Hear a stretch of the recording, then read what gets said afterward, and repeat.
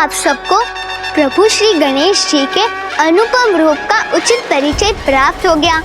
तो अब मेरे साथ कहिए, ओम गण गणपते नमः, ओम गण गणपते नमः, ओम गण गणपते नमः, ओम गण गणपते नमः, ओम गण गणपते नमः। बस बस बालक बस।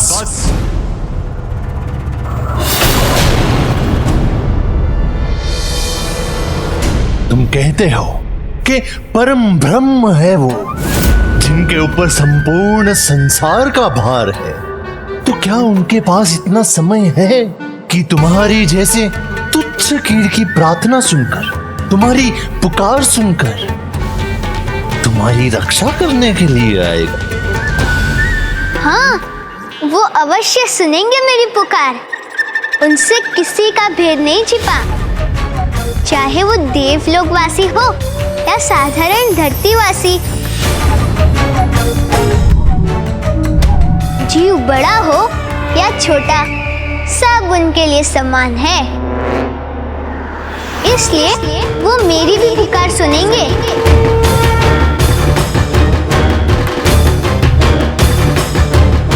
जैसे उन्होंने एक मेंढक दंपति की सुनी थी।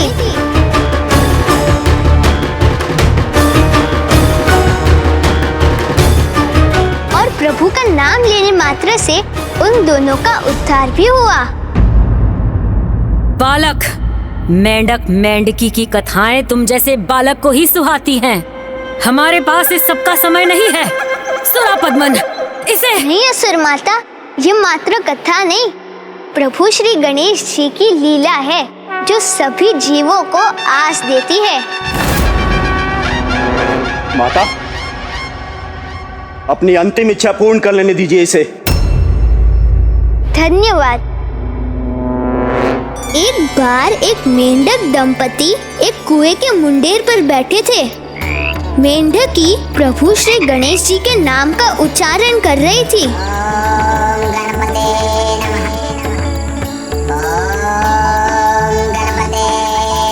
किंतु उसके पति को ये नहीं भाया, क्योंकि उसके अनुसार एक पत्नी की निष्ठा मात्र उसके पति के लिए ही होनी चाहिए। तो पति के टोकने पर मेंढकी ने प्रभु का नाम लेना रोक दिया। किंतु जैसे ही मेंढकी ने प्रभु का नाम लेना छोड़ा, आंधी और वर्षा होने लगी।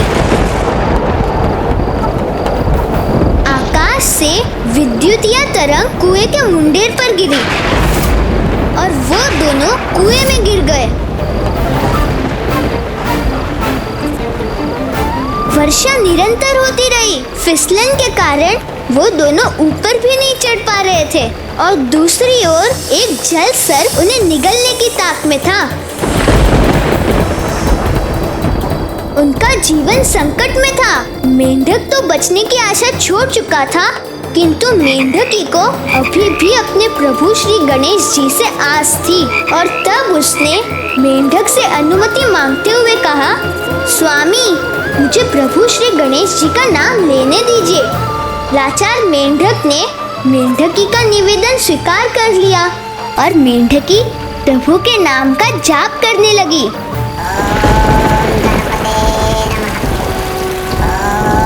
और उधर उस सर्प ने भी अपना मुंह खोलकर वार किया और तब जैसे ही सर्प उनके निकट पहुंचा, कुएं में कुछ गिरा। मेंढक ने तो भयभीत होकर अपने नेत्र बंद कर लिए, किंतु मेंढकी को अपने प्रभु पर इतना अटूट विश्वास था कि उसे लगा कि वो प्रभु श्री गणेश जी की सुन है। और जब मेंढक ने अपने नेत्र खोले और पाया कि वो एक जल के पात्र में है, सुरक्षित है, मेंढकी ने कहा, प्रभु दयानिधान श्री गणेश जी ने उनकी रक्षा की।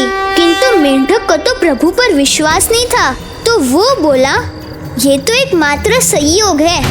वास्तव में हमारी रक्षा तो इस व्यक्ति ने की है, जिसने इस पात्र को जल में डाला और हम दोनों को बाहर निकाला। इसलिए तुम्हारे गणेश जी में विश्वास व्यर्थ है। तो अब यदि तुमने अपने पति की अवज्ञा की, तो तुम अपने पति का अपमान करने का अधर्म करोगी। उसके पति की बात सुनकर मेंढकी सहम गई और शांत हो गई। किंतु जिस जल में वो थे वो खोलते हुए उस जल के पात्र में डाल दिया गया।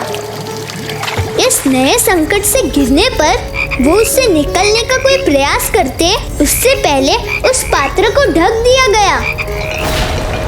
अब तो बचाव का कोई मार्ग ही नहीं था। तो मेंढक ने उस पर कटाक्ष करते हुए कहा, तुम्हारे आस के आधार प्रभु श्री गणेश जी कहाँ है? तो मेंढकी ने उत्तर दिया, आपने ही मुझे प्रभु श्री गणेश जी का विचार करने से या नाम लेने से रोक दिया है स्वामी।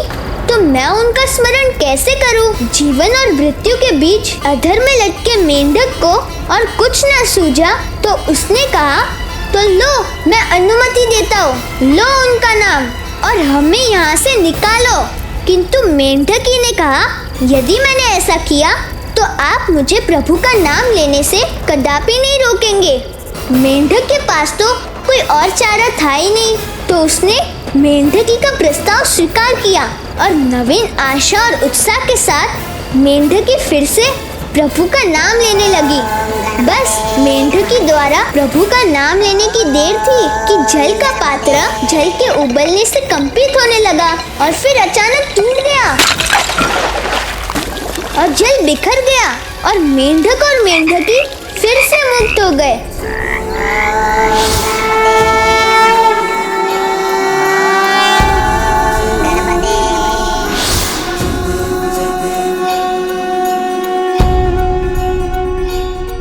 जिस प्रकार विघ्नहर्ता श्री गणेश जी का नाम लेने से उन दोनों की जीवन की निराशा आशा में परिवर्तित हो गई, उसी प्रकार यदि कोई भी जीवन की किसी विकट समस्या से जूझकर निराशा के समुद्र में डूब रहा हो तो अपने भीतर की आशा को जगा कर रखना चाहिए।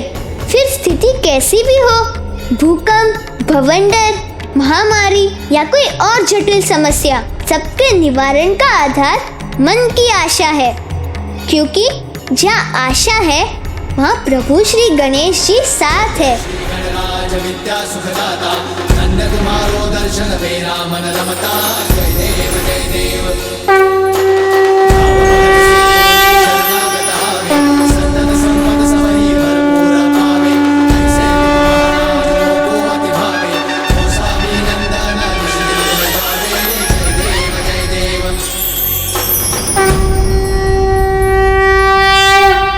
और मेरी क्या आशा है ये भी सुन लीजिए। मेरे प्रभु कार्तिकेय मात्र मेरी रक्षा के लिए नहीं, अपितु कुटिलता, कपट, दुष्टता, अधर्म का अंत कर धर्म की स्थापना के लिए भी यहाँ आएंगे। और जब तक आस है तब तक श्वास है, और जब तक मेरे प्रभु श्री गणेश जी मेरे साथ है तब तक ना कोई मुझसे मेरी आस छीन सकता है, न मेरी श्वास। जयंत की भक्ति और प्रभु कार्तिकेय की शक्ति पर विश्वास रखिए देवराज। अपना व्रत संपन्न करने के उपरांत वो स्वयं उसे मुक्त कराएंगे।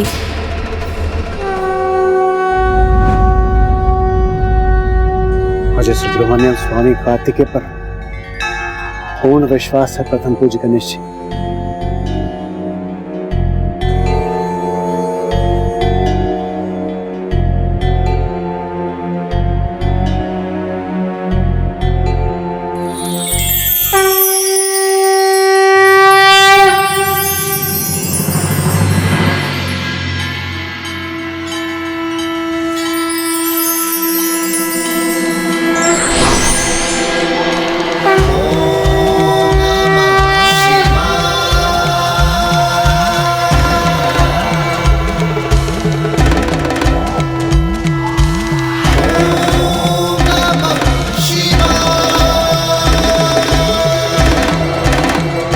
प्रणाम प्रभु। प्रणाम माता। कल्याण कल्याण।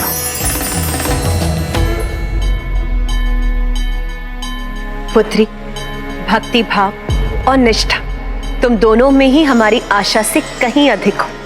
हम अत्यंत प्रसन्न हैं। पुत्री, तुमने वो उदाहरण दिया है जो अतुलनीय है। भक्त के रूप में अपार भक्ति की, जीवन साथी के रूप में हर क्षण उसका साथ दिया, और तभी संयम और ध्यान में रहकर भी कार्तिकेय अपनी पूजा पूर्ण कर सका, जो उसकी साधना और एकाग्रता और तुम्हारी अनुपम भक्ति का प्रमाण है।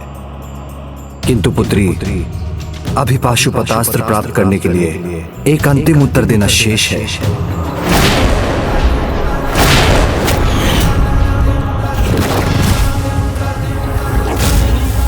जिस प्रकार अब तक की यात्रा में तुमने एक श्रेष्ठ संगी होने का उदाहरण प्रस्तुत किया है, तो क्या उसी प्रकार तुम उसके स्थान पर रहकर इस प्रश्न का उत्तर दे सकोगी?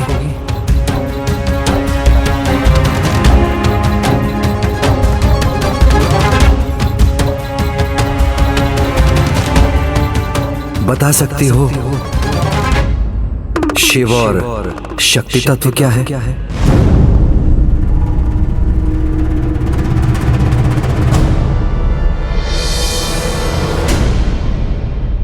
तुम्हारा उचित उत्तर ही उसे पाशुपतास्त्र पाने में सफल कर सकेगा, अन्यथा उसकी संपूर्ण यात्रा और उसकी साधना विफल हो जाएगी।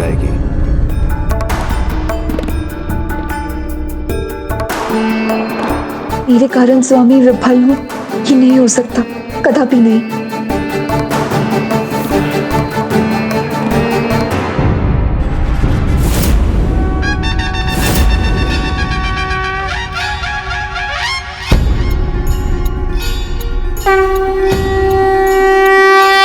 प्रभु महादेव,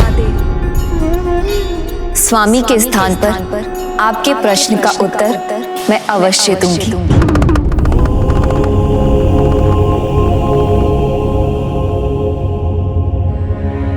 शिव और शक्ति तत्व क्या है?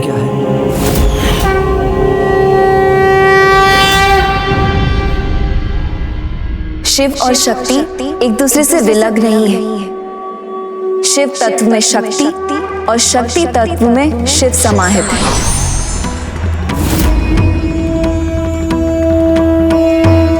निष्क्रिय या शांत होने पर वो शिव तत्व है और सक्रिय अथवा गतिशील होने पर शक्ति।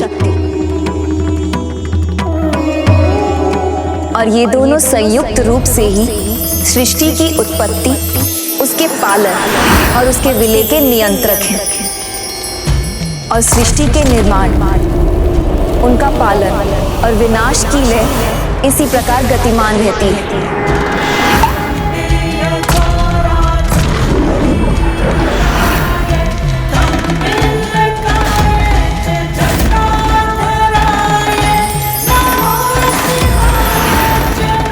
जिस प्रकार जब तक हाथ पेड़ से तोड़कर फल जिह्वा तक ना ले जाए, तब तक प्राणी को उसके स्वाद का पता नहीं चलता, उसी प्रकार शक्ति गतिमान होकर शिव को संसार के प्रति उनके हृदय में भाव जगाती है, और फिर दोनों के परस्पर सहयोग से संसार भी गतिमान होता है।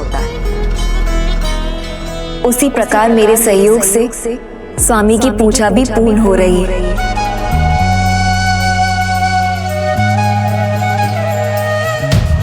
जैसे प्रभु महादेव का प्रश्न स्वामी के लिए था और मैं उत्तर दे रही हूँ, ठीक उसी प्रकार अटूट और परस्पर है शिव और शक्ति का तत्व और संबंध।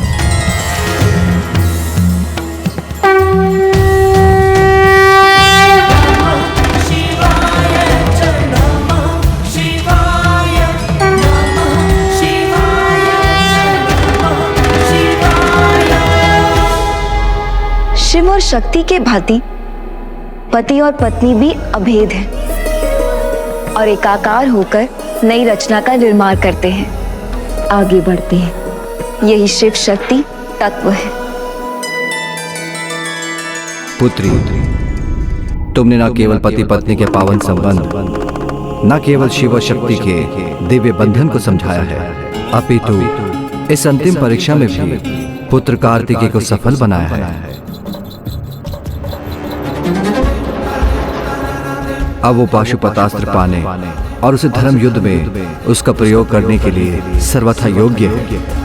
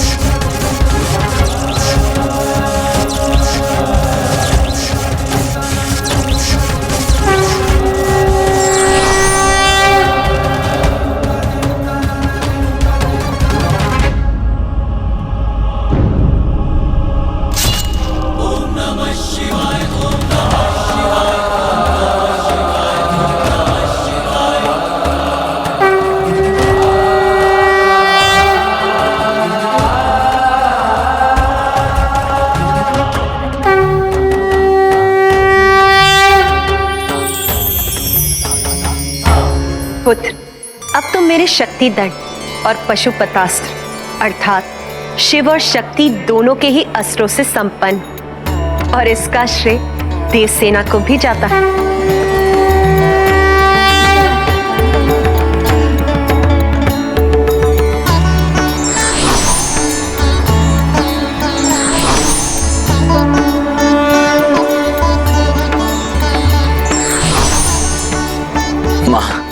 पिताश्री, आपके इस पुत्र पर आप दोनों की इस कृपा के लिए आपको कोटि कोटि धन्यवाद। अब आप दोनों मुझे ये आशीष दीजिए कि मैं अपना कर्तव्य पूर्ण कर सकूं। सफल भवा। पुत्र, हमारा आशीष सदा तुम्हारे साथ है कि तुम धर्म का प्रतीक बन अधर्म का नाश करो।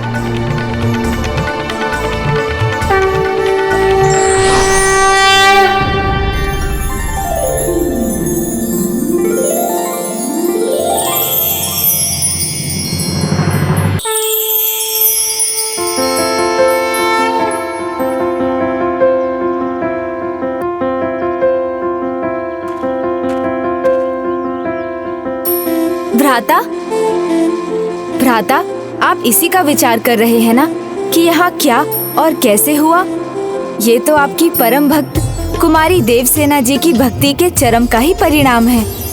विकट परिस्थितियों में भी सभी कष्ट स्वयं सहकर उन्होंने आपकी पूजा, आपके व्रत में कोई कमी नहीं आने दी। सर्वप्रथम आपके पद चिन्हों पर चलकर उन्होंने आपके समान तीर्थ यात्रा पूर्ण की। अर्थात प्रथम वचन, किसी भी व्रत या उपवास में समानता की भागीदारी निभाना।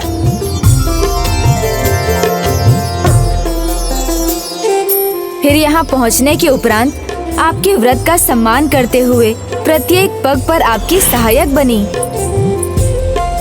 ये तो दूसरा वचन था, एक दूसरे के प्रत्येक चुनाव का सम्मान करना।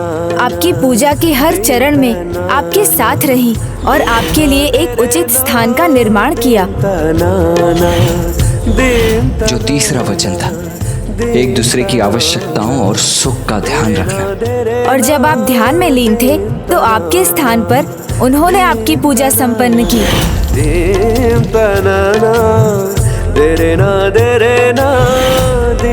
चौथा वचन, प्रत्येक अवस्था में एक दूसरे के दायित्व निभाने में साथ देना। माता, मुझे आशीर्वाद दीजिए कि मैं ये पूजा संपन्न कर सकूं। और पांचवा वचन है, एक दूसरे से विमर्श किए बिना कुछ नहीं करना। इतना ही नहीं भ्राता, मूसलाधार वर्षा में भी उन्होंने आपके व्रत, आपके ध्यान को ही सर्वोपरि माना। जलधारा को आप तक पहुंचकर आपका ध्यान भंग नहीं करने दिया। सदैव एक दूसरे का सम्मान करना, किसी भी कारणवश एक दूसरे का अपमान कदापि नहीं होने देना। तुमने मेरे लिए इतना कुछ किया, मैं उसका धन्यवाद कैसे करूं? धन्यवाद कैसा स्वामी, मैंने तो बस अपना कर्तव्य निभाया। आश्चर्य है, एक पत्नी विवाह के बंधनों में बंध कर भी जो कार्य नहीं कर पाती, तुमने तो उन्हीं वचनों को निभा दिया है। अब इसका क्या अर्थ समझूं मैं? कदाचित अब भाभी माँ से भ्राता विवाह की बात करेंगे। आप इसे मेरी श्रद्धा कहे या सेवा, ये तो आपके ऊपर है स्वामी, किंतु मैंने जो किया वो तो अटूट भक्ति से ही प्रेरित था। और मुझे आशा है कि जिस प्रकार मेरे हृदय ने आपको स्वीकार किया, उसी प्रकार आप भी मुझे स्वीकार करेंगे। आपने मेरे लिए जो कुछ भी किया है, मैं उससे बहुत प्रभावित हूँ और आपको धन्यवाद भी करता हूँ। मैं आपको स्वीकार करता हूँ।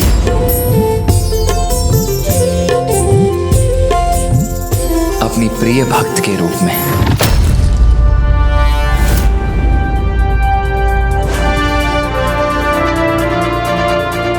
मैं अपनी कृतज्ञता व्यक्त करने के लिए और बहुत कुछ कहने का इच्छुक हूं, किंतु अभी मैं अपना ध्यान कहीं भी भटकने नहीं दे सकता, क्योंकि अभी मेरा कार्य अधूरा है। मुझे अभी अधर्म का नाश करने और अधर्मियों को दंडित करने का कर्तव्य भी निभाना है।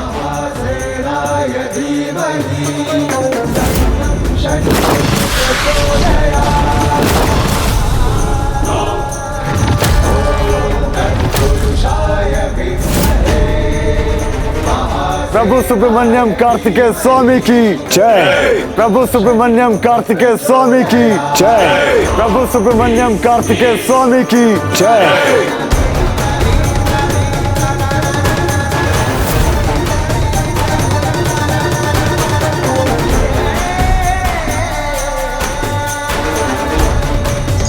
प्रभु सुब्रमण्यम कार्तिकेय स्वामी की जय। प्रभु सुब्रमण्यम कार्तिकेय स्वामी की जय।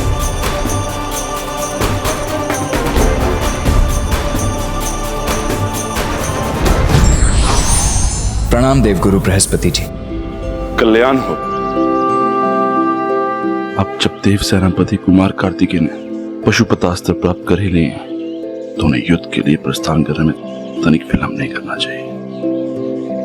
देवराज सेनापति वीरबाहु, देवगुरु बृहस्पति जी के आदेश का पालन करने के लिए तैयार हो जाइए और स्मरण रखिए, ये युद्ध कठिन अवश्य होगा, किंतु इस युद्ध को हम सभी योद्धाओं को मिलकर संपूर्ण साहस, शक्ति और अटूट विश्वास के साथ लड़ना है। और इसके लिए हम अभी इसी क्षण महेंद्रपुरी की ओर प्रस्थान करेंगे।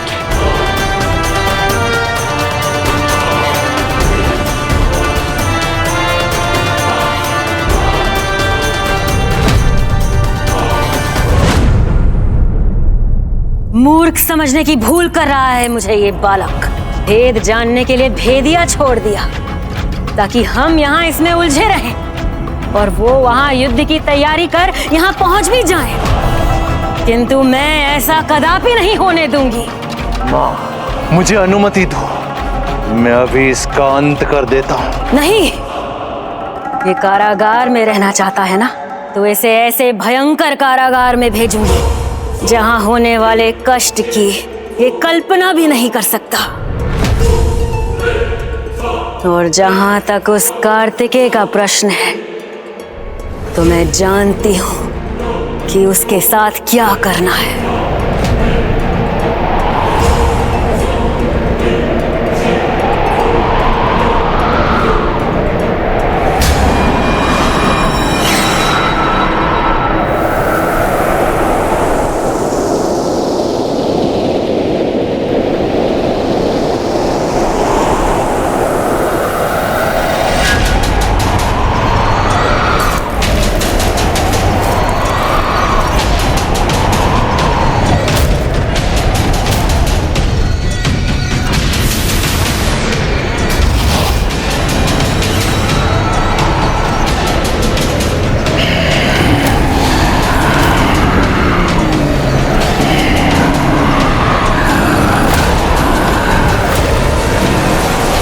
भ्राता, मुझे आज्ञा दें, मैं यहाँ से महेंद्रपुरी तक अपनी सूंड से पुल बना दूंगा, जिससे हमारी सेना वहाँ तक पहुँच सके। प्रभु, देव सेना आगे बढ़ने को तैयार है।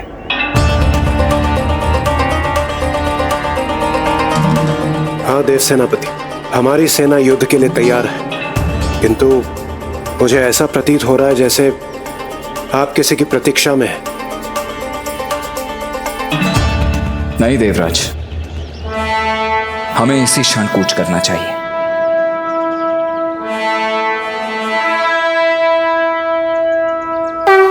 प्रणाम प्रभु।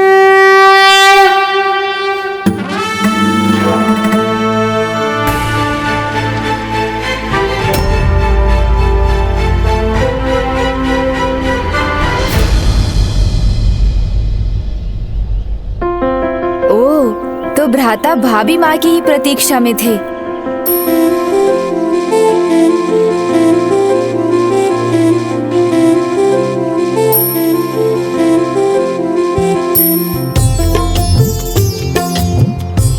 प्रभु, माँ के अनुसार युद्ध के लिए प्रस्थान विजय तिलक के उपरांत ही करना चाहिए। ये सौभाग्य मुझे प्रदान करने की कृपा कीजिए। तोरे नैना मोरे नैना दोनों के हैं एक नैना, हो तोरे नैना मोरे नैना दोनों के हैं एक नैना, तोरे नैना मोरे नैना दोनों के हैं एक नैना, तोरे नैना मोरे नैना दोनों के हैं एक नैना। यदि आप मुझसे प्रसन्न होकर मुझे अपनी पत्नी के रूप में स्वीकार करने के लिए तैयार हैं, तो आप जाने से पहले एक बार मुड़कर मुझे अवश्य देखेंगे। दिन तनाना दिन तनाना देरे ना दिन तनाना दिन तनाना दिन तनाना देरे ना दिन तनाना।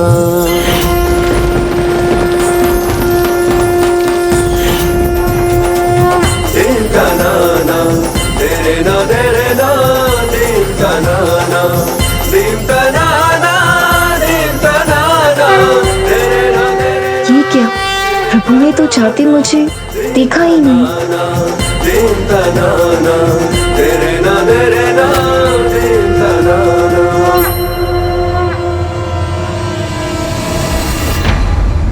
खड़े क्यों हो? जाओ और जाकर उस कार्तिकेय और उसकी सेना की सूचना लेकर आओ।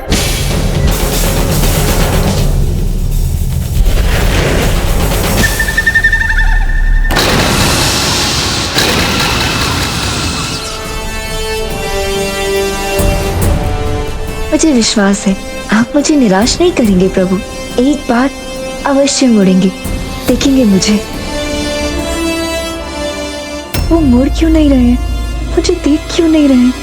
क्या मेरी ये आशा निराशा बन जाएगी?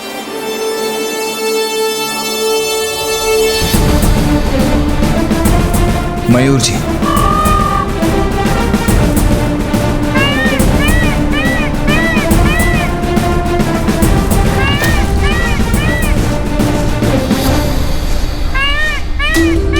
प्रभु तो अपने वाहन मयूर जी पर सवार भी हो गए। वो मुड़ क्यों नहीं रहे, मुझे देख क्यों नहीं रहे?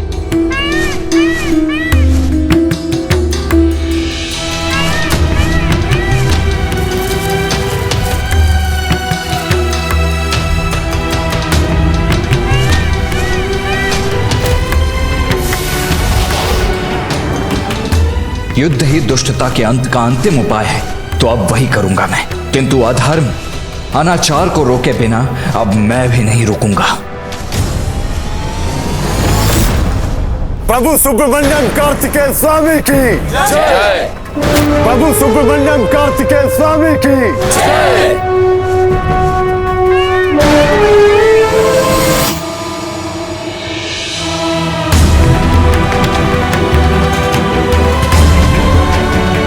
भाभी माँ के मुख पर ऐसी चिंता। जिस प्रकार प्यास लगने पर जल की एक बूंद भी अमृत के समान होती, उसी प्रकार स्नेह संबंध, स्नेह युक्त संकेत की एक झलक भी मन को तृप्त कर देती। देवसेना कितने समय से, कितने अधीरता से पुत्र कार्तिकेय की एक स्नेह युक्त दृष्टि की प्रतीक्षा कर रही। यदि वो भी उसे प्राप्त नहीं हो तो उसका प्रेम भरा हृदय मुरझा जाएगा। भाभी माँ के हृदय को निराशा का सामना नहीं करना चाहिए। वो मेरी भाभी माँ ही नहीं, स्वयं देवताओं की सेना की शक्ति देव सेना है, जिनसे देव सैनिकों को शक्ति और ऊर्जा प्राप्त हुई है। इसलिए यदि वो निराश हो गई तो युद्ध के लिए प्रस्थान करने वाली संपूर्ण देव सेना निराशा के भंवर में डूब जाएगी।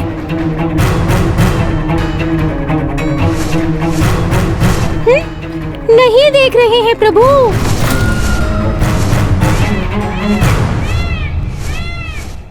हाँ मूषक जी, उनकी दृष्टि तो उनके लक्ष्य पर ही टिकी है। उन्होंने नहीं देखा, अभी भी नहीं देखा भाभी माँ को। पुत्र कार्तिकेय को, पुत्री देवसेना को एक बार अवश्य देख लेना चाहिए।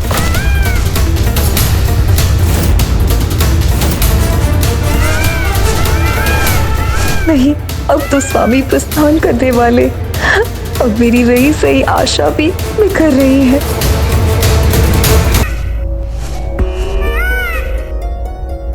स्वामी तो मुझे देखे बिना ही चले गए। भाभी माँ के हृदय को निराशा का सामना नहीं करना चाहिए। वो मेरी भाभी माँ ही नहीं, स्वयं देवताओं की सेना की शक्ति देव सेना है, जिनसे देव सैनिकों को शक्ति और ऊर्जा प्राप्त हुई है। इसलिए यदि वो निराश हो गई तो युद्ध के लिए प्रस्थान करने वाली संपूर्ण देव सेना निराशा के भंवर में डूब जाएगी। प्रभु सुब्रमण्यम कार्तिकेय स्वामी की जय। प्रभु सुब्रमण्यम कार्तिकेय स्वामी की जय। प्रभु सुब्रमण्यम कार्तिकेय स्वामी की जय। जिसका मुझे भय था वही हो रहा है। देव सैनिकों की ऊर्जा क्षीण हो रही है। एक बार तो पीछे मुड़िए भ्राता, देख लीजिए भाभी माँ की ओर। एक बार तो पीछे मुड़कर देख लो पुत्र, बस एक बार।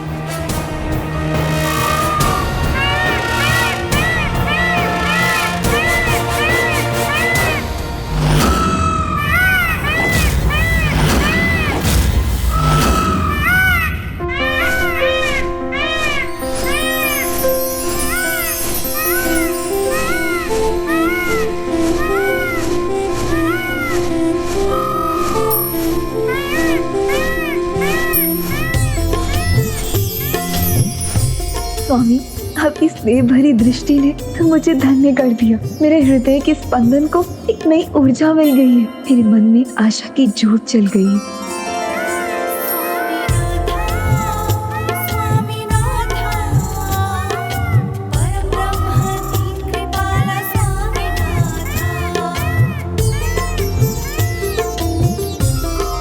मूषक जी, देखा आपने?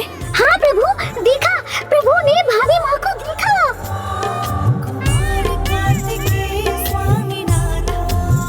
देखा स्वामी, स्नेह से भरी एक दृष्टि भी वो अपार सुख देती है जो बड़े से बड़ा उपहार भी नहीं दे सकता।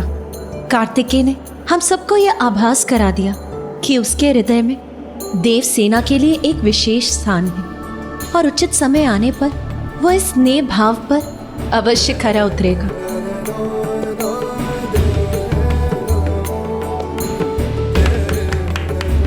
देखिए स्वामी, देवसेना जितनी आनंदित है उससे कहीं आनंदित तो पुत्र गणेश है। मूषक जी, हम सफल हो गए। इतने दिनों जो कठोर परिश्रम किया था हमने, उसका इतना सुंदर परिणाम हुआ। मैंने कहा था ना, भ्राता भाभी माँ से विवाद में पढ़ने का कार्य बंद कीजिए प्रभु। थोड़े मध्यम स्वर में बोलिए, कहीं आपके शब्द भैया के कानों तक पहुँच गए ना तो। हाँ हाँ, आप उचित कहते हैं मूषक जी, किंतु क्या करूं, अपने उत्साह को कैसे कम करूं? अब तो बस एक ही प्रतीक्षा है, कब ये युद्ध समाप्त होगा और कब भ्राता और भाभी माँ विवाह के पवित्र बंधन में बंधेंगे।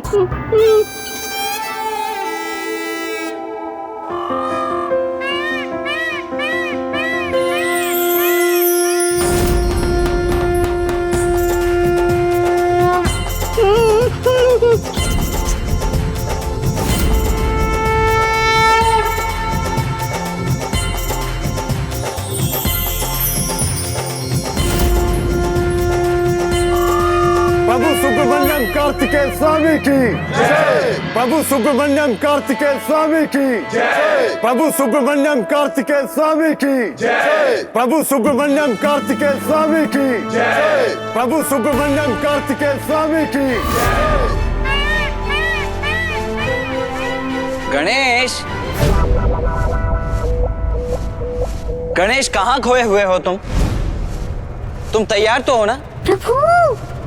हाँ भ्राता, आपकी बारात तैयार है।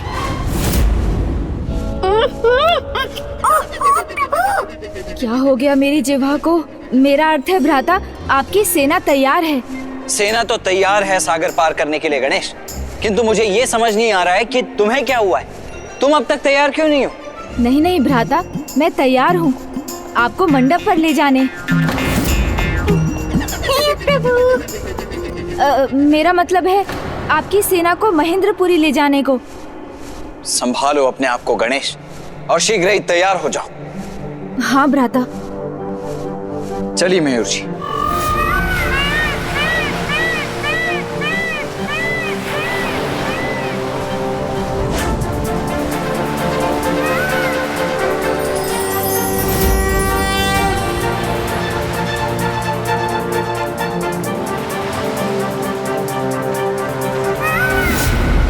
भाभी माँ सागर तट की ओर बढ़ी जा रही हैं और उनकी दृष्टि एकटक भ्राता पर ही टिकी है।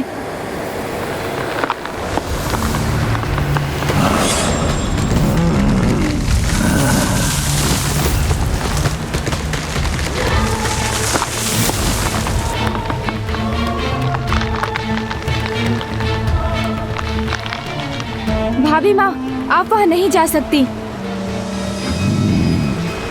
इन देवताओं की योजना तो ज्ञात हो गई, अब तनिक इन दोनों का वार्तालाप भी सुन लो। क्यों नहीं जा सकती? देवताओं की सेना जा सकती है, देवसेना नहीं जा सकती। अब भाभी माँ के इस प्रश्न का क्या उत्तर दूं? क्योंकि आप तो यहाँ रहकर भी हमारे साथ हैं भाभी माँ। संपूर्ण देवसेना और स्वयं भ्राता कार्तिकेय की शक्ति आपसे ही तो है। यदि ऐसा है तो मेरा वहाँ उनके निकट होना और भी अनिवार्य है। भ्राता के समान भाभी माँ को समझाना भी अत्यंत कठिन है।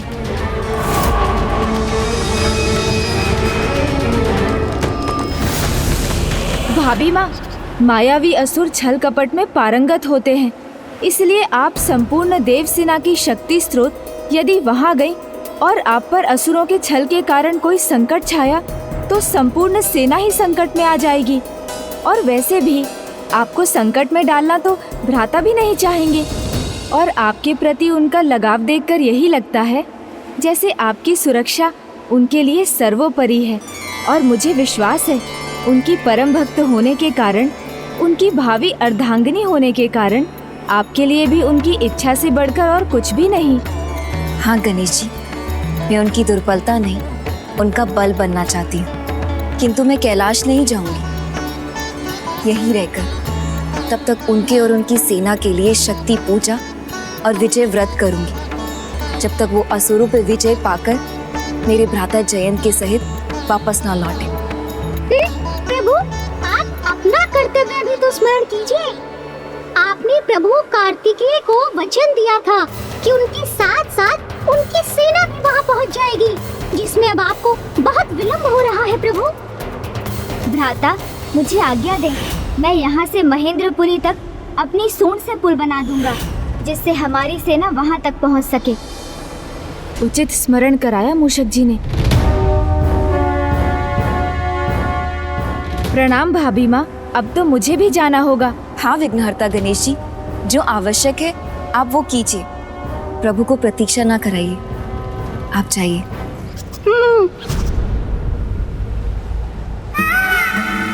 स्वामी, जब तक आप लौटेंगे नहीं, आपकी तेज सेना यहीं आपकी प्रतीक्षा करेगी।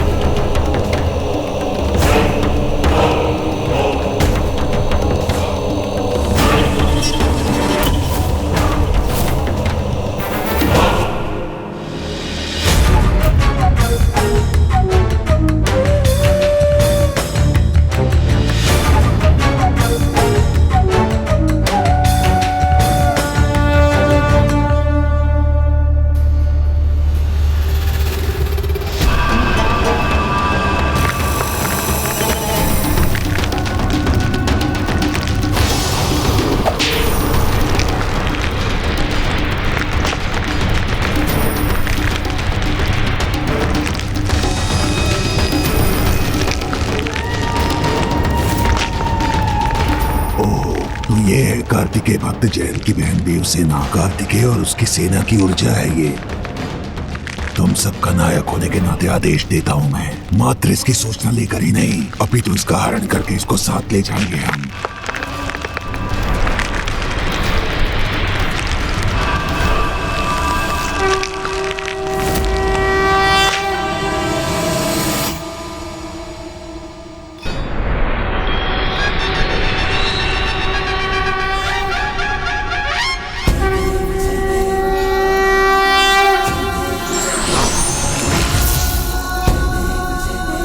प्रथम पूज्य गणेश जी की जय। प्रथम पूज्य गणेश जी की जय। प्रथम पूज्य गणेश जी की जय। प्रथम पूज्य गणेश जी की जय।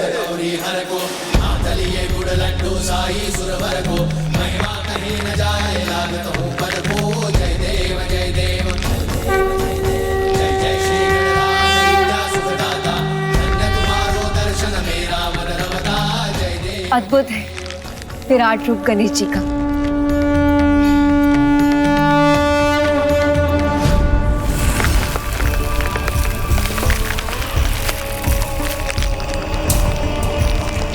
देवताओं के कार्तिकेय की शक्ति है ये, हरण करना है इसका, हरण कर इसे साथ ले जाना है अपने।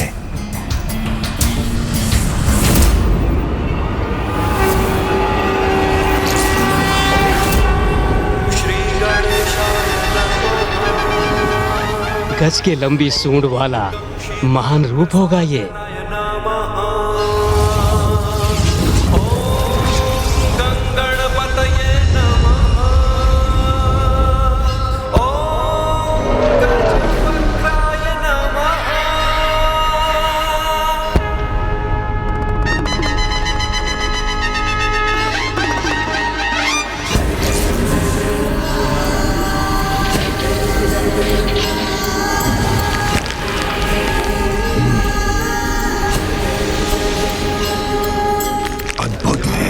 सर्वथा अद्भुत है। शक्ति संग संयम दिखाए तुम सबको, आपदा भय हरते तुम जग को, गजवेश्वरी रूप सब पूजे तुमको जय। गजवक्र गणेश जी की जय। गजवक्र गणेश जी की जय। गजवक्र गणेश जी की जय। गजवक्र गणेश जी की जय। श्री गणेशाय नमः। गणेश से यही आशा थी मुझे, वो अपने वचन, अपने दायित्व को अवश्य पूर्ण करेगा।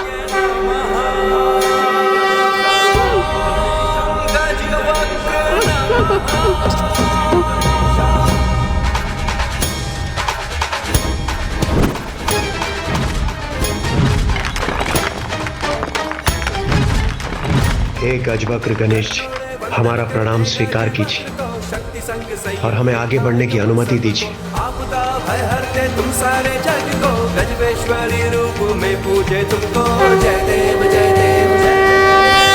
ओम श्री गणेशाय नमः। ओम गं क्षीप्र प्रसादनाय नमः। ओम गं गणपतये नमः। प्रणाम गजवक्र गणेश जी।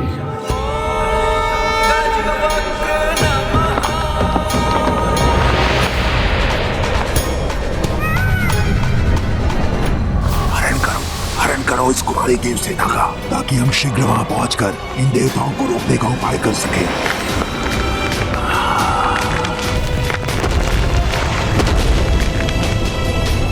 यहाँ कुछ अनुचित होने की संभावना तो नहीं, फिर मुझे क्यों ऐसा आभास हो रहा है जैसे कोई संकट है यहाँ।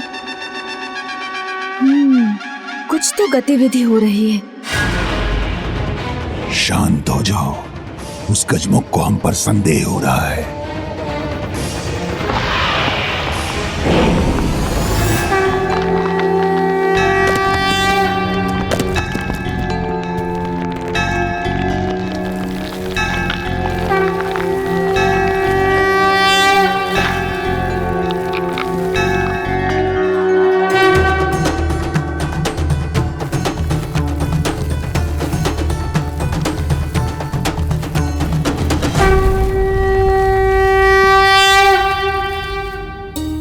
हे प्रभु महादेव, हे माँ गौरी शक्ति, आपके आशीर्वाद से आज प्रभु ने मुझे स्नेहपूर्वक देखने की कृपा की।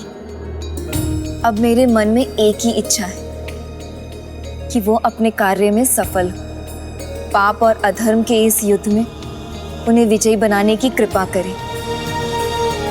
जब स्वयं विघ्नहर्ता गणेश जी मेरे स्वामी के साथ तो मैं भय और शंका मुक्त हो गई हूँ। जो होगा शुभ होगा। मेरे स्वामी के सभी विघ्न दूर होंगे।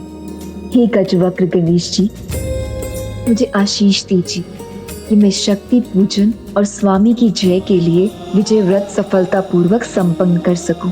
आप अवश्य सफल होंगी भाभी माँ।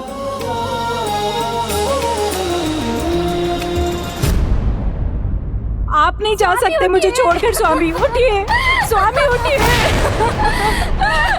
आप नहीं जा सकते मुझे। गणेश और वीरबाहु ने हमारे इतने बहादुर सैनिकों को मार दिया। उनका अंत क्यों हुआ? होना पड़ा उन्हें। हमें छोड़कर क्यों चले गए? हाँ स्वामी।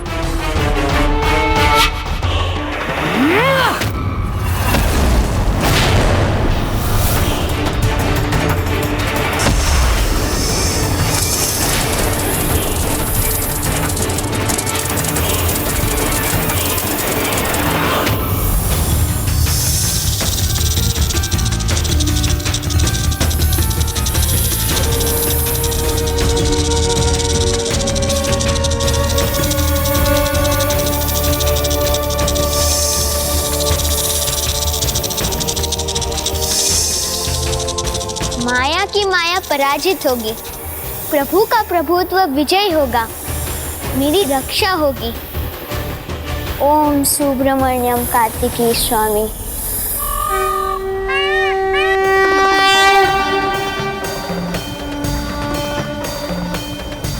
या देवी सर्वभूतेषु शक्तिरूपेण संस्थिता नमस्तस्यै नमस्तस्यै नमस्तस्यै नमो नमः।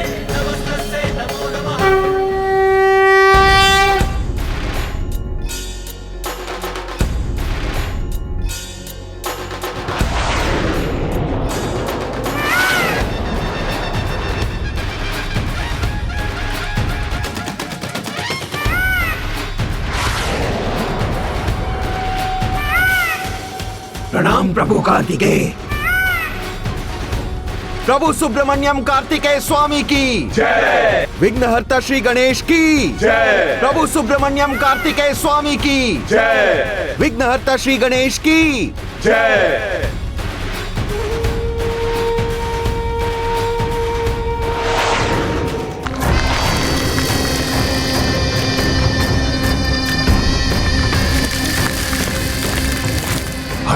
हरण करेंगे, साथ ले जाएंगे इसको।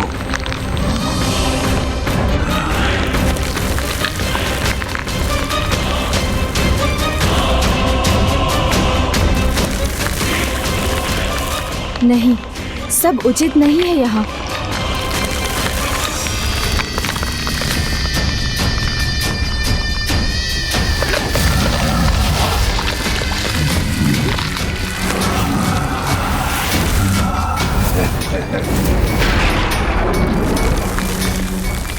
ओह, वृक्षों के भेष में असुर हैं। इन असुरों से मुझे भाभी माँ की रक्षा करनी होगी। किंतु हमारी सेना के महेंद्रपुरी पहुंचने के पहले मैं यहाँ से नहीं हिल सकता। मूषक जी, आप जाइए और भाभी माँ की रक्षा कीजिए। ठीक है वो।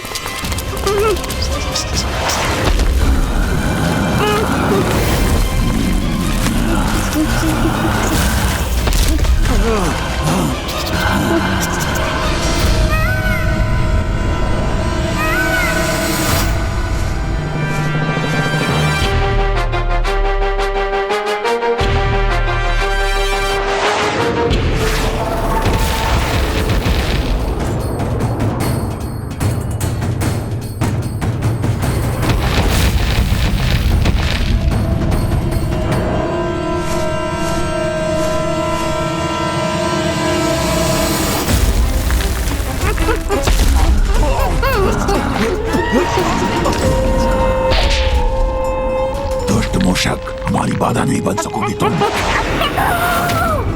मूषक जी तो विफल हो गए, अब मुझे ही कुछ करना होगा।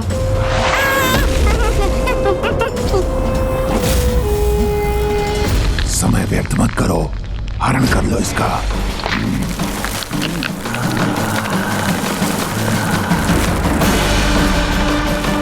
शीघ्र देवसेना को महेंद्रपुरी पहुंचाने के दायित्व से मुक्त हो जाऊंगा मैं, किंतु क्या इतना समय है मेरे पास?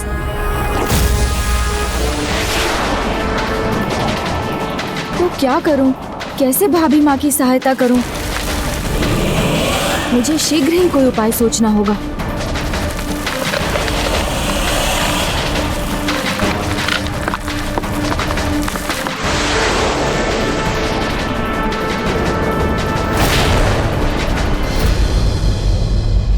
स्वामी उठिए, आप नहीं जा सकते मुझे छोड़कर। स्वामी उठिए, स्वामी। अब ये सुहागन के श्रृंगार की चूड़ियों को तोड़ना ही उचित होगा। रुको।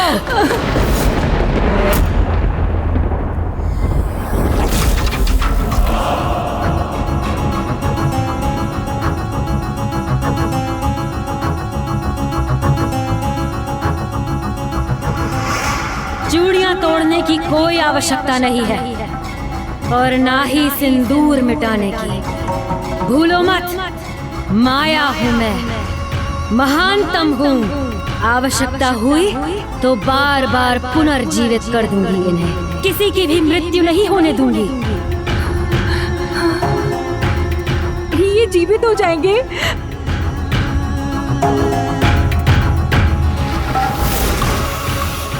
स्वामी,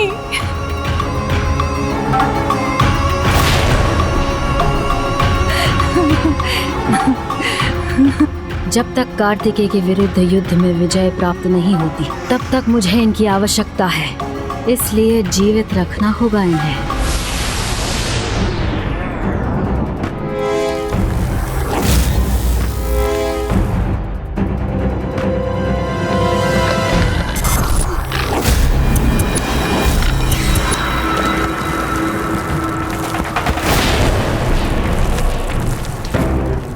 घेर लिया है इसे, जकड़ लेंगे हम और हरण करेंगे इसका।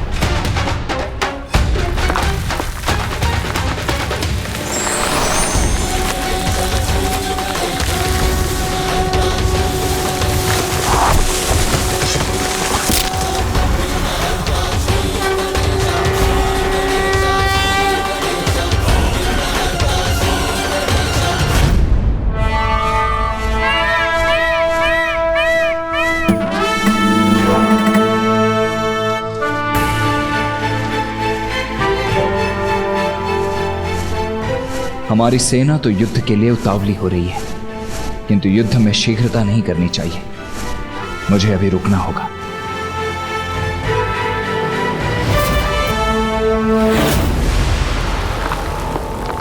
कितना भी काट लो हमें, फिर बढ़ेंगे हम, पहुंचेंगे इस तक, इसे बंदी बनाएंगे, ले जाएंगे अपने साथ। विघ्नहर्ता गणेश, मेरे इस व्रत में कोई विघ्न नहीं आने देंगे। गणेश हमें रोके इससे पहले मैं ही रोक दूंगा इन्हें।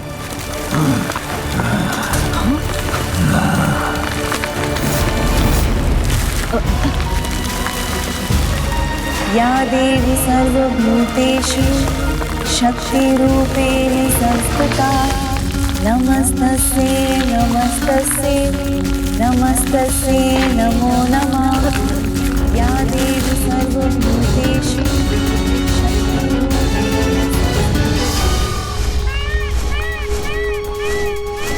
देव सेनापति, हमारी सेना युद्ध के लिए तैयार है, तो फिर हम आगे क्यों नहीं बढ़ रहे? देवराज, ये हमारे जीवन का एक बहुत बड़ा युद्ध है, तो इसका आरंभ हम प्रथम पूज्य विघ्नहर्ता गणेश का आशीर्वाद लिए बिना कैसे कर सकते हैं भला? इसीलिए मैं और मेरी समस्त सेना तब तक यहीं प्रतीक्षा करेंगे जब तक प्रथम पूज्य गणेश स्वयं यहां नहीं आ जाते।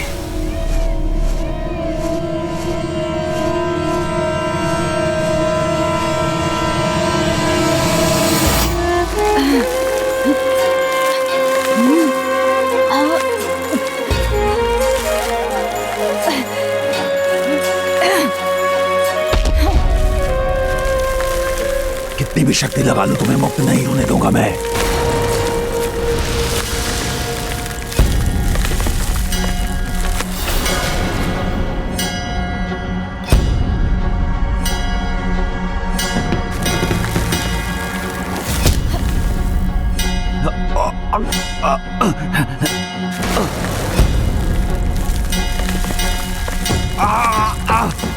कष्ट हो रहा है हमें।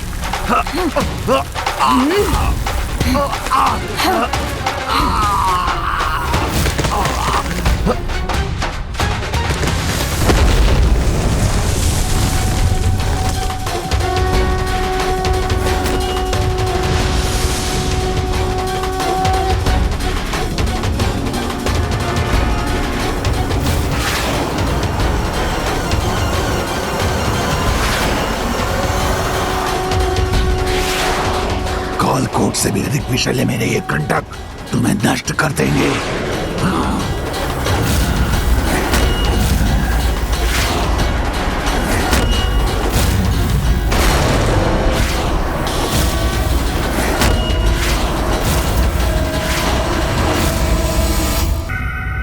किंतु प्रभु, गणेश जी अभी तक यहाँ पहुँचे क्यों नहीं? कहीं उन पर कोई विघ्न तो नहीं? जो स्वयं विघ्नहर्ता हैं, उन पर भला कोई विघ्न कैसे आ सकता है? प्रथम पूज्य गणेश स्वयं सबको सुरक्षित करते हैं, सबको असुरक्षा से बचाते हैं। वो उन पर कोई असुरक्षा या बाधा संकट बनकर कैसे आ सकती है? आप निश्चिंत रहिए, प्रथम पूज्य गणेश जी शीघ्र ही यहाँ अवश्य आएंगे।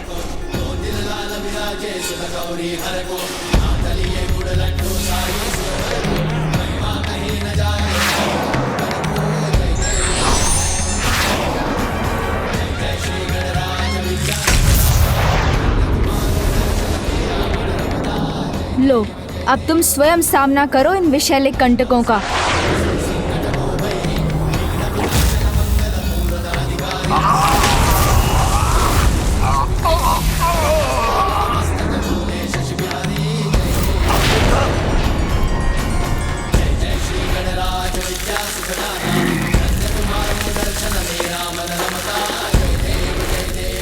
असुर सम्राट भगवान सुरापद्मन का कार्य अवश्य करूंगा मैं। इसे अपने साथ ले जाकर ही रहूंगा।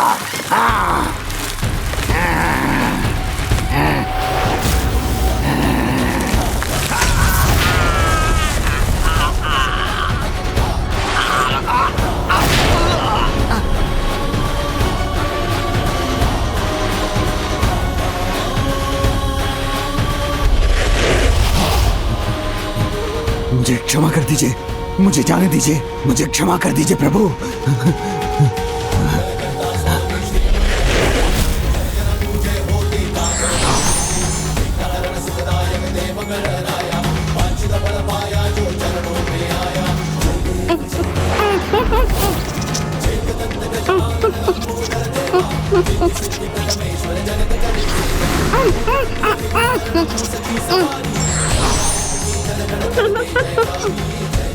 भाभी माँ, देखा आपने, मेरे बिना प्रभु का कोई कार्य संपन्न नहीं होता। वो तो अच्छा हुआ मैं समय पर पहुँच गया, अन्यथा। अच्छा तो ये हुआ मूषक जी कि आप इन सभी के पराजित होने के बाद आए, अन्यथा पता नहीं कितनी दूर फेंक दिए जाते। भाभी माँ, देखा आपने, कार्य सभी मैं करूं, किंतु प्रभु के मुख से मेरे लिए प्रशंसा का एक शब्द नहीं निकलता।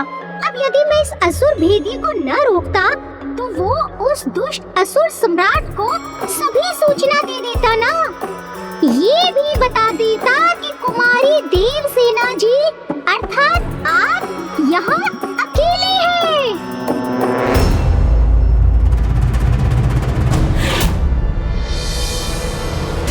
ओह, ये असुर तो अभी भी जीवित है और इसने मूषक जी की सारी बातें सुन ली है। मूषक जी जो भी हो, आप दोनों ने उचित समय पर आकर मेरी रक्षा कर ली और अब मैं मंत्र उच्चारण संपन्न कर सभी चिंताओं से मुक्त अपनी पूजा पूर्ण कर सकती हूँ।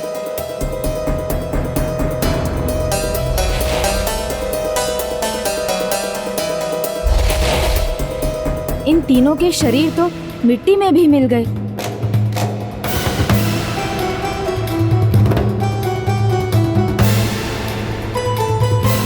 मूषक जी, एक और असुर था ना यहाँ, वो कहाँ गया?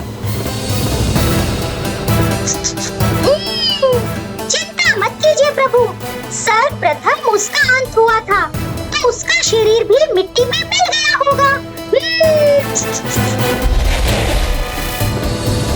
मिट्टी में मिला नहीं, मिट्टी में खड़ा हूँ मैं, एक पौधा बनकर, बस एक उचित अवसर की प्रतीक्षा में। मेरी रक्षा करने के लिए आपको कोटि कोटि धन्यवाद गणेश जी। अब मैं शांति से अपनी पूजा पूर्ण कर सकती हूँ। किंतु आपको तो स्वामी के पास पहुँचना चाहिए, वो आपकी प्रतीक्षा कर रहे होंगे। भ्राता मेरी प्रतीक्षा अवश्य कर रहे होंगे, किंतु मैं अभी भी उस चौथे असुर को लेकर निश्चिंत नहीं। यही है देवताओं की शक्ति, किंतु अब हम असुरों से इनकी रक्षा कौन करेगा? देवता नहीं, गणेश वो भी नहीं, कोई नहीं। ये सारे असुर परास्त तो हो गए, किंतु अभी मेरी चिंता टली नहीं है।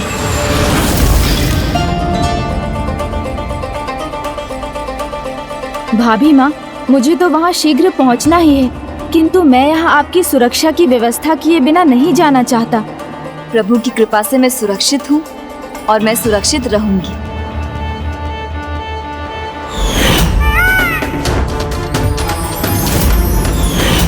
भ्राता के मयूर जी का पंख।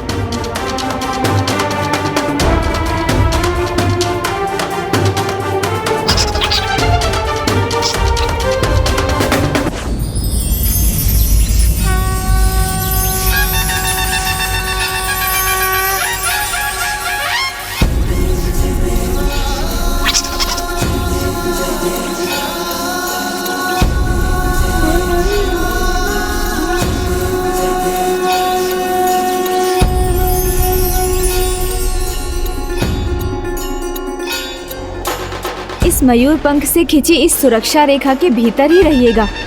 यहाँ आप पर कोई संकट नहीं आ सकता। इसके भीतर किसी भी प्रकार का प्रहार आपको आहत नहीं कर पाएगा।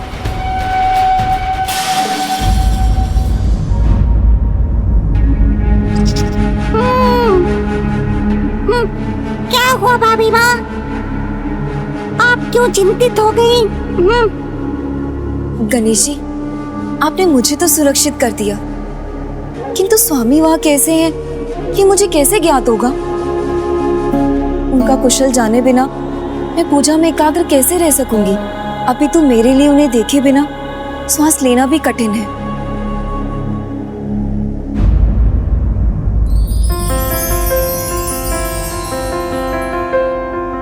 ये लीजिए, ये मयूर पंख भ्राता ने आपके लिए ही छोड़ा था।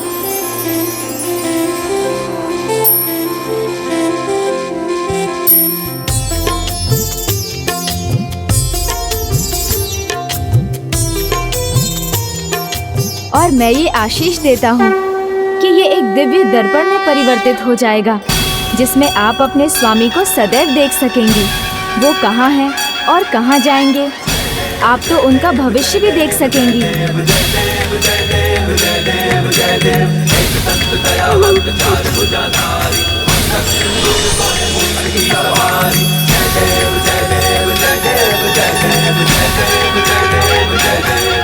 अब मुझे आज्ञा दीजिए भाभी माँ।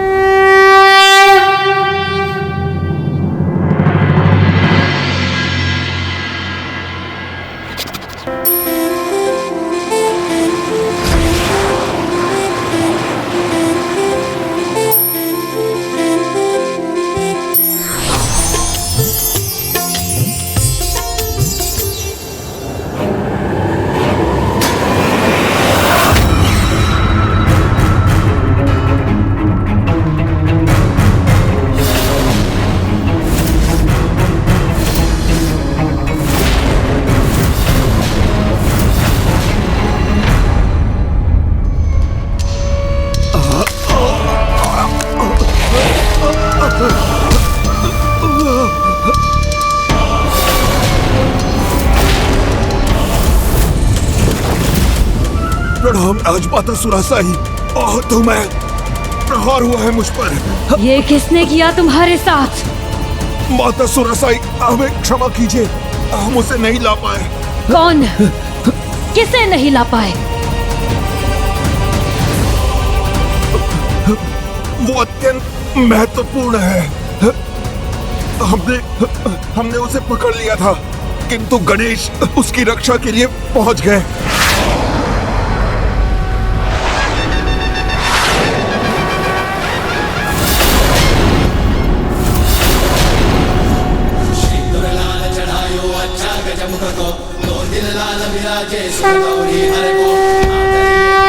क्या हुआ भ्राता, आप अभी तक नीचे क्यों नहीं उतरे? युद्ध भूमि में प्रवेश क्यों नहीं किया? तुम्हारे आए बिना हम कुछ भी कैसे कर सकते हैं प्रथम पूज्य गणेश? किंतु तुम्हें इतना विलंब कहाँ हो गया? देवसेना भ्राता, मेरा मतलब था आपकी देवसेना की सुरक्षा, ये सुनिश्चित कर रहा था। गणेश, देवसेना तो कब से यहाँ तत्पर है युद्ध के लिए, अपितु हम सब तो तुम्हारी ही प्रतीक्षा कर रहे हैं। विघ्नहर्ता गणेश जी की जय। विघ्नहर्ता गणेश जी की जय। हे प्रथम पूज्य गणेश, मेरा प्रणाम स्वीकार कीजिए और हमें सफलता का आशीष देने की कृपा कीजिए। भ्राता, मेरी शुभकामनाएं तो सदा आपके साथ हैं। किसकी बात कर रहे हो तुम? शीघ्र बताओ, कितने लोग हैं? कहां से आक्रमण कर रहे हैं? वो कार्तिकेय की सेना, उसे अकेला छोड़ महेंद्रपुरी की ओर निकल पड़ी है। अति विशाल सेना है और वो उत्साह से भी भरी हुई है। राजमाता, आपके शत्रु कार्तिकेय का आगमन हो रहा है।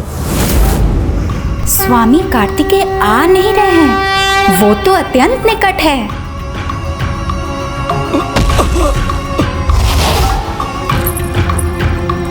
मेरे प्रभु कार्तिकेय सुब्रमण्यम स्वामी यहाँ आ चुके हैं।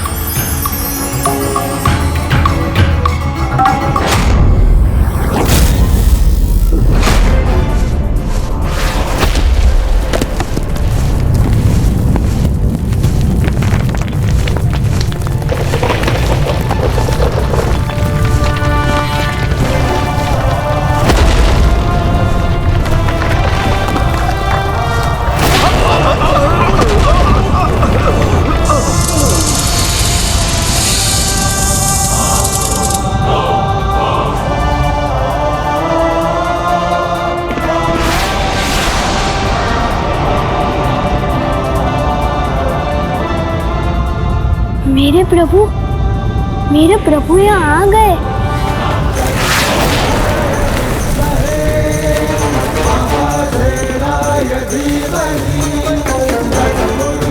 प्रभु,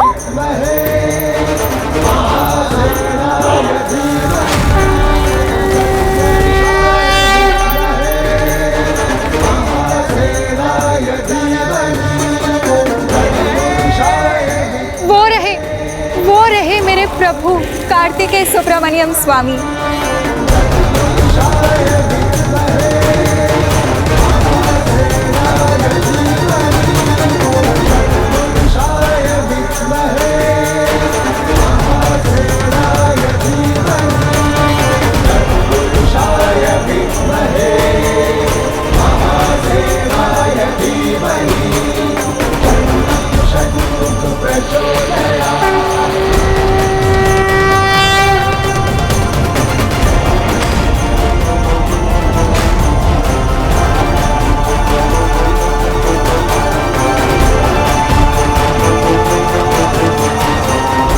जहां तक दृष्टि जा रही इसकी सेना बिछी हुई है।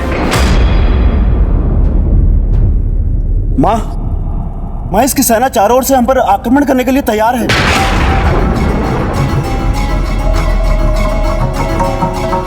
शाल अति उत्साहित है, चारों ओर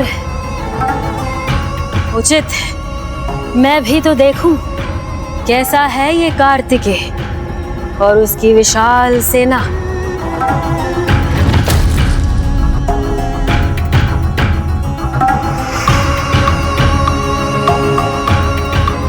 अवश्य देखिए माँ, किंतु हमें इस विशाल सेना से सामना करने का उपाय तो सुझाइए। जब उसके मुट्ठी भर सहभागियों ने हमारे राजभवन को शमशान में परिवर्तित कर दिया था, तो इस विशाल सेना की शक्ति का अनुमान लगाना कठिन ही नहीं असंभव है माँ। बस शांत हो जाओ। सेना है इस बालक के पास, किंतु मैं नहीं, जो अपनी माया से इस सेना से भी विशाल सेना उत्पन्न कर सकती है। वो सेना जिसमें कभी भी किसी सैनिक की मृत्यु नहीं होगी। हमारे असुर सैनिक मृत्यु से सुरक्षित रहेंगे। फिर तो ये विशाल सेना भी धूल दूषित हो जाएगी। होगी, अवश्य होगी, क्योंकि मैं एक एक कर सभी असुर सैनिकों को पुनर्जीवित कर लूंगी। जो युद्ध में आहत होंगे उन्हें भी मैं जीवन दान दूंगी। फिर देखती हूँ कैसे ये देवता हमारी अनंत सेना को पराजित करते हैं। माँ, प्रकृति के नियमों के विरुद्ध जाकर कोई कुछ प्राप्त नहीं कर पाया है। आपकी माया से असुर पुनर्जीवित होकर भी वास्तव में प्राणहीन रहेंगे, जिनके लिए अपने पराये में भेद करना संभव नहीं हो, वो तो कदाचित उन सर्पों के समान होंगे जो अपने ही शिशुओं को अपना आहार बना लेते हैं। इसलिए कहीं ऐसा कर आप समस्त असुर कुल का सर्वनाश तो सुनिश्चित नहीं कर रहे ना? थोड़ा विचार कीजिए। मत कीजिए अनर्थ माँ, मत कीजिए। शांत अजामुखी, तुम्हें फिर से पुत्री होने का स्थान दिया है मैंने, किंतु मुझे क्या करना है क्या नहीं ये बताने का अधिकार नहीं दिया है मैंने तुम्हें। मुझे भली भांति ज्ञात है कि मुझे क्या करना है। माँ को समझाना असंभव के समान है। समस्त संसार में केवल एक ही व्यक्ति है, उनके पति मेरे पिताजी महर्षि कश्यप, जो कदाचित उन्हें कुछ समझा सकते हैं। शीघ्र इस विशाल सेना का सामना करने के लिए, इसे पराजित करने के लिए इससे भी विशाल एक सेना होगी।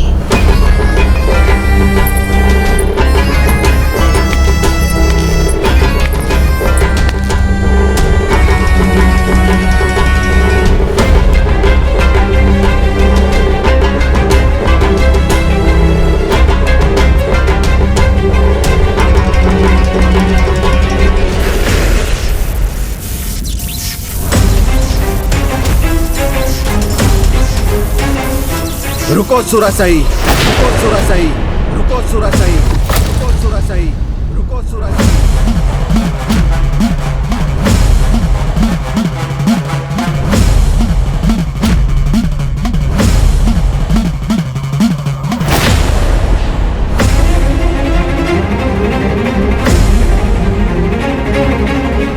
वाह पतिदेव, आज आपने इस ओर का मार्ग कैसे चुन लिया और कितना उचित समय चुना है, वो भी भूले भटके।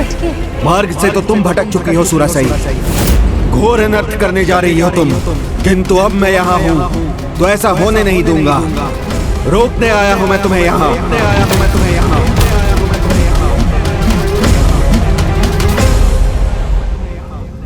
प्रकृति के नियमों के विरुद्ध चलने का अर्थ है स्वयं के विरुद्ध चलना, क्योंकि प्रकृति कुछ नहीं भूलती। मृतक को माया से पुनर्जीवित करना पाप नहीं, महापाप है, और मैं तुम्हें अपने विरुद्ध स्वयं तुम्हें ये पाप नहीं करने दूंगा। बस, बस।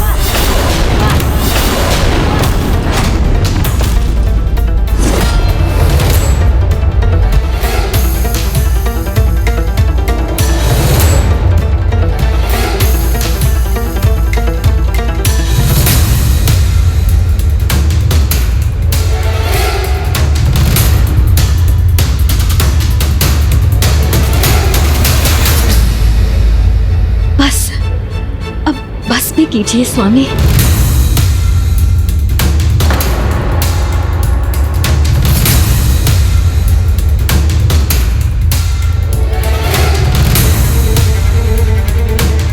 यहाँ आए हैं तो अपना क्रोध त्याग दीजिए। सुनूंगी, मैं आपकी प्रत्येक बात सुनूंगी, आपकी आज्ञा का पालन करूंगी, क्योंकि पहले आपकी आज्ञा का पालन ना करने की बहुत बड़ी भूल की थी मैंने, किंतु अब वो भूल कदापि नहीं करूंगी। स्वामी, अपनी भूल से ही व्यक्ति सीख प्राप्त करता है। इतने वर्षों आपकी सेवा से वंचित रही, किंतु आज आपकी सेवा का अवसर प्राप्त करना चाहती हूँ। आपसे विनती है, मुझे मेरी भूल सुधारने का एक अवसर दीजिए।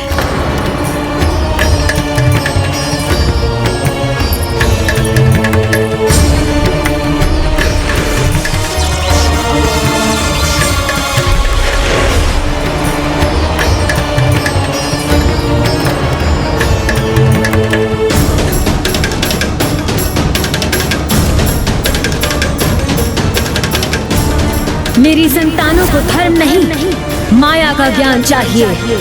मायाहीन ही सफल बनाएगी, अनेक ब्रह्मांडों पर विजय दिलवाएगी।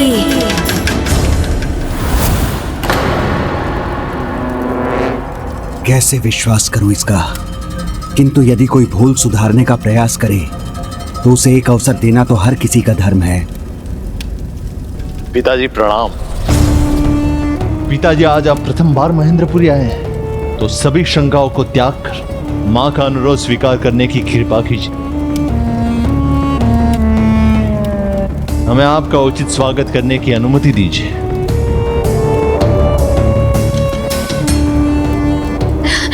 आइए आइए स्वामी, पधारिए।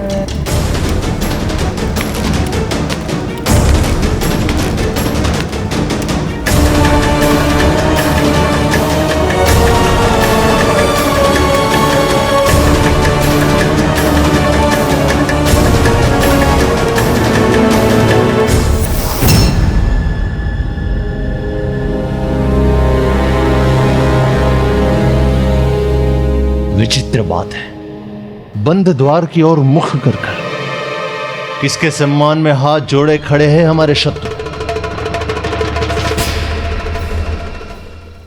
उनके सम्मान में असुर सम्राट जो परम ब्रह्म है, उनके सम्मान में जो बंद द्वार के इस पार से भी उन्हें दिखाई दे रहे हैं, जिन्हें सामने आने पर भी आप उन्हें देखने में विफल हो जाएंगे।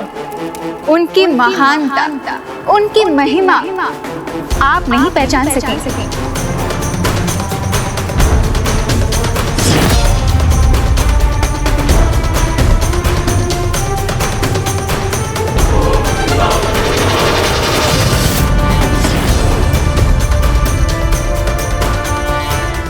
अब जब सुब्रमण्यम स्वामी के दिव्य दर्शन प्राप्त हो ही गए हैं, तो क्या आपके मन में भी वही विचार उठ रहा है विश्वकर्मा जी जो मेरे मन में है?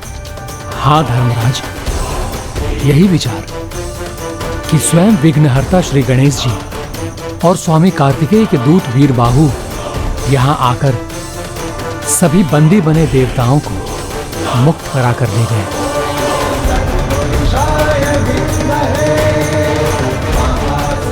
हाँ देवशिल्पी विश्वकर्मा जी, पुत्री पद्म कोमल और विभूति की सुरक्षा के लिए हम स्वेच्छा से बंदी बने हैं, किंतु अब समय आ गया है चिंता मुक्त होकर इन असुरों से मुक्त होने का। प्रभु के आगमन ने हमारा मनोबल बढ़ा दिया है। प्रभु कृपा से हमारी पुत्रियों की रक्षा स्वतः हो जाएगी। इसीलिए हमें स्वामी कार्तिकेय का साथ देने के लिए यहाँ से जाना होगा। आप उचित कह रहे हैं विश्वकर्मा जी, क्योंकि अब तो धर्मराज होने का दायित्व भी निभाना होगा मुझे, क्योंकि यहाँ अधर्मियों के विनाश के समय उनकी आत्माओं को लेने यमदूतों को नियुक्त करना होगा।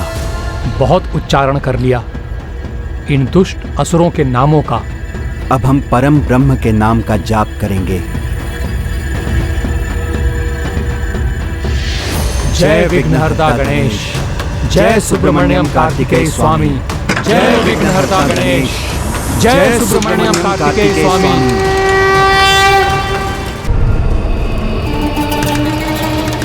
भूल हमसे ही हुई है भ्राता। जिन्हें हमें बंदी बनाकर रखना था उन्हें हमने अतिथि बनाया, अन्यथा ये दुस्साहस कदापि नहीं करते।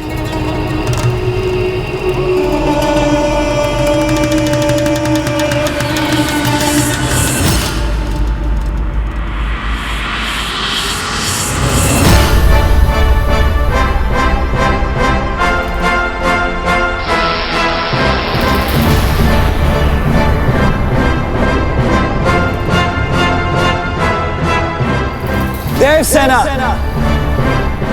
इन असुरों को लगता है कि वो भीरू होते जो धर्म पथ पर चलते, उनमें युद्ध करने का साहस नहीं होता।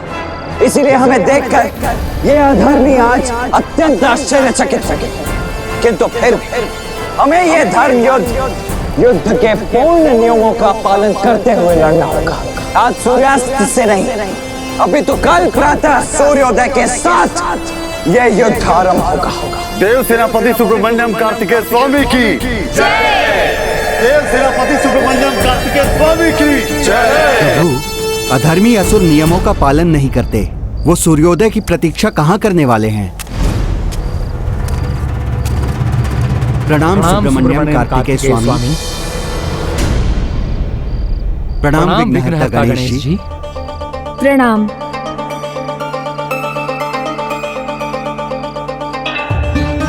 प्रथम पूज्य गणेश जी, हमारी पुत्रियों को बलपूर्वक महेंद्रपुरी की बहू बना लिया है उस दुष्ट और उसके भ्राता ने। पुत्रियां सुरक्षित रहें, इसलिए अपनी इच्छा के विरुद्ध हम भी वहां रहने के लिए विवश थे। हे देव सेनापति स्वामी कार्तिकेय, अब जब आप यहाँ हैं तो हमें विश्वास है जो भी होगा उचित ही होगा। इसीलिए अब परिणामों की चिंता किए बिना हम धर्म का साथ देने के लिए आपके सामने प्रस्तुत हैं प्रभु, और युद्ध के अंत तक अडिग रहकर आपके साथ ही रहेंगे। मुझे विश्वास है प्रभु, इस धर्म युद्ध में पाप की पराजय अवश्य होगी और पुण्य अवश्य विजयी होगा। इसमें समय लगेगा प्रभु, इसलिए मुझे देवसेना के विश्राम एवं अधर्मी असुरों द्वारा रात्रिकाल में आक्रमण से सुरक्षा हेतु एक नवीन भव्य दुर्ग का निर्माण करने की अनुमति दे। विवश होकर मुझे उन असुरों के लिए एक राजभवन का निर्माण करना पड़ा। यह उसका प्रायश्चित ही होगा प्रभु। प्रभु सुब्रमण्यम स्वामी कार्तिकेय की जय। प्रभु सुब्रमण्यम स्वामी कार्तिकेय की जय। प्रभु सुब्रमण्यम स्वामी कार्तिकेय की जय। कीट समान देवता जो मेरे सामने हाथ जोड़ के खड़े थे, अब उसके आगमन से इतने उत्साहित हो गए, कदाचित मुझे ही वहां जाकर इन सब का वध करना चाहिए। फिर ना ये रहेगे ना ये इनका उस्ता, ना ही मुझे उस बालक कार्तिकेय की जय जयकार सुनना सहन करना पड़ेगा। ज्येष्ठ के आक्रमण का अर्थ है युद्ध का आरंभ। क्या कोई उपाय नहीं है उसे रोकने का?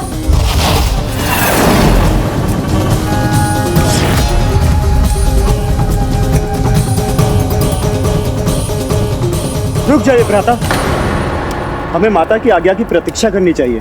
हमें सदा के समान माता के मार्गदर्शन पर ही चलना चाहिए, क्योंकि सुझाव को मानने में ही हमारी भलाई है। माँ की वास्तविकता पहचानते तो इनका ये भ्रम भंग होता और ये इस आत्मघाती युद्ध से बच जाते।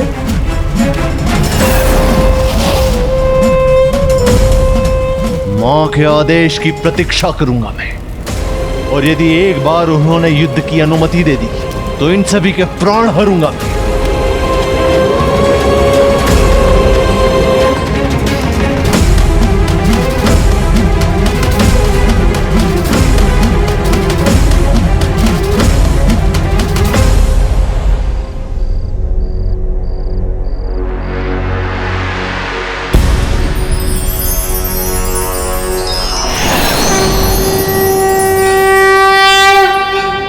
हे विघ्नहर्ता श्री गणेश, हमारे सभी विघ्नों को हरने की कृपा करें। प्रथम पूज्य गणेश जी की जय। प्रथम पूज्य गणेश जी की जय।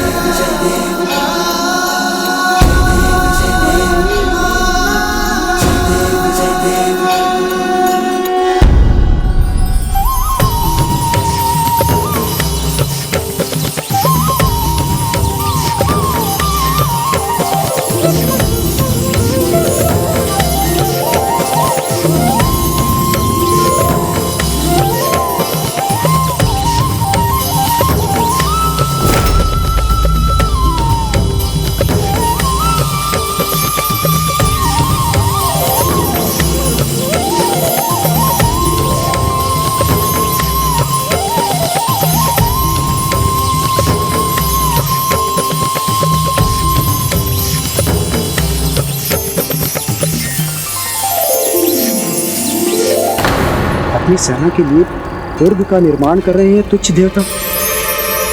इसकी सूचना शीघ्र माता तक पहुंचनी चाहिए।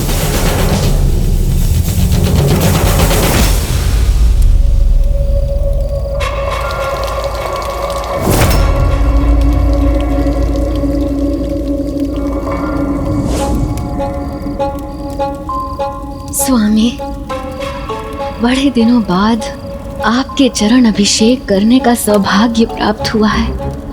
मैं तो धन्य हो गई। ऐसा सेवा भाव मात्र दिखावा कैसे हो सकता है? कदाचित इसका वास्तव में हृदय परिवर्तन हुआ है। स्वामी, आपके चरण पहुंचने का सुख पाकर तो मैं और भी अधिक आनंदित हूँ। आपने यहाँ आकर मुझे धन्य कर दिया। अब तो इसका पान करना ही शेष है। स्वामी, अनुमति दीजिए। नहीं सुरासई, इसकी आवश्यकता नहीं है। आवश्यकता है प्रभु। आपके चरणामृत से ही मैं अपने अंतर में शेष बुराइयों पर विजय पा सकती हूँ। स्वामी, आप चाहते हैं ना कि मैं युद्ध में सफल हूँ, विजय हूँ।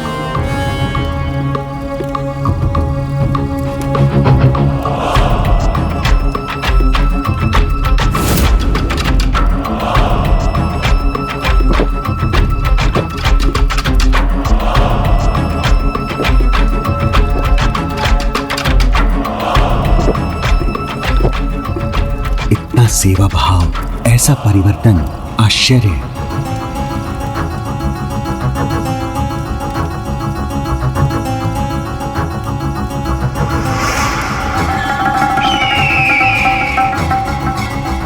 विश्वास कीजिए, आपकी अर्धांगिनी सचमुच अपनी बुराइयों को पराजित करना चाहती है। आशीष दीजिए मुझे, मेरे जो भी शत्रु शेष हैं, मैं उन पर विजय पा सकूं। अवश्य। विजयी भव, विजयी भव, विजयी भव, विजयी।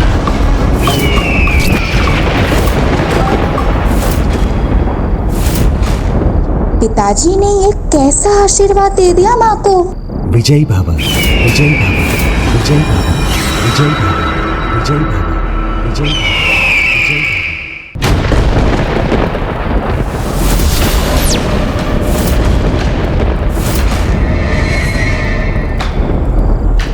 विजयी भव, विजयी भव।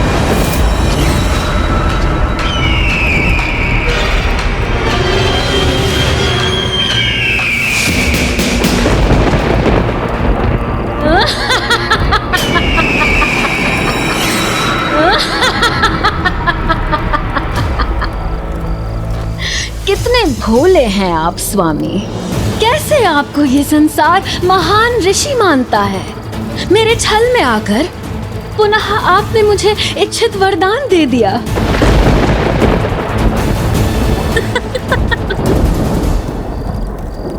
तो ये सब मेरी आओ भगत, मेरी सेवा, मेरी चरणामृत का पान करना, ये सब ढोंग था तुम्हारा?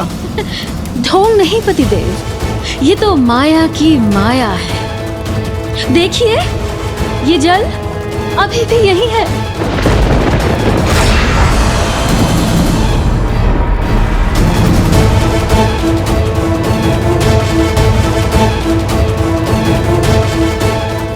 अपनी भावनाओं में बहकर मैं तुम्हारे छलावे में आ गया। तुम जैसे दुष्ट अपनी दुष्टता सरलता से नहीं छोड़ते। कदाचित मुझे ये समझ लेना चाहिए था। हाँ पतिदेव।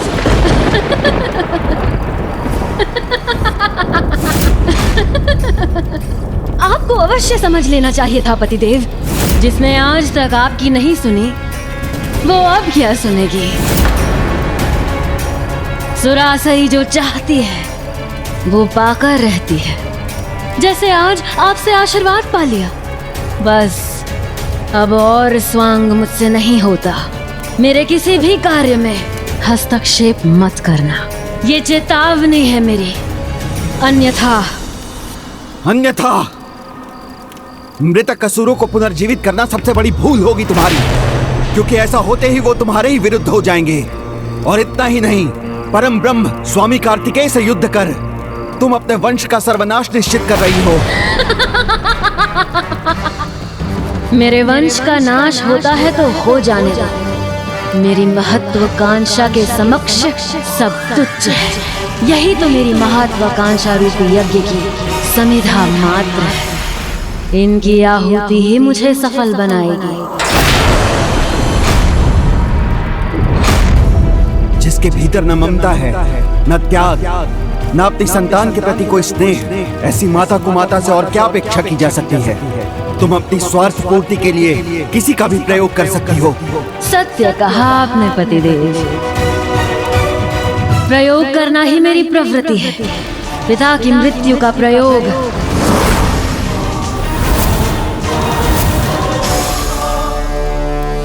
आपका भी तो प्रयोग किया, महान पुत्रों की प्राप्ति के लिए। भूल गए किस तरह सेवा का नाटक करके मैंने आपको प्रभावित किया, जिससे आप मुझसे विवाह कर सकें।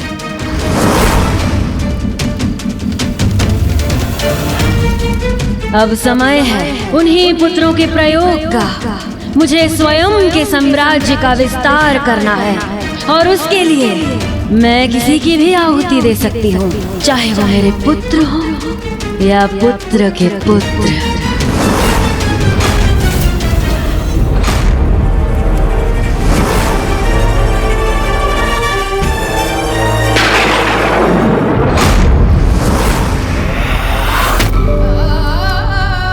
मुझे स्वयं के साम्राज्य का विस्तार करना है और उसके लिए मैं किसी की भी आहुति दे सकती हूँ, चाहे वो मेरे पुत्र हो या पुत्र के पुत्र। तो ये है माँ की वास्तविकता। वर्चस्व के संघर्ष में मुझे विजय चाहिए, किसी भी मूल्य पर, बस विजय।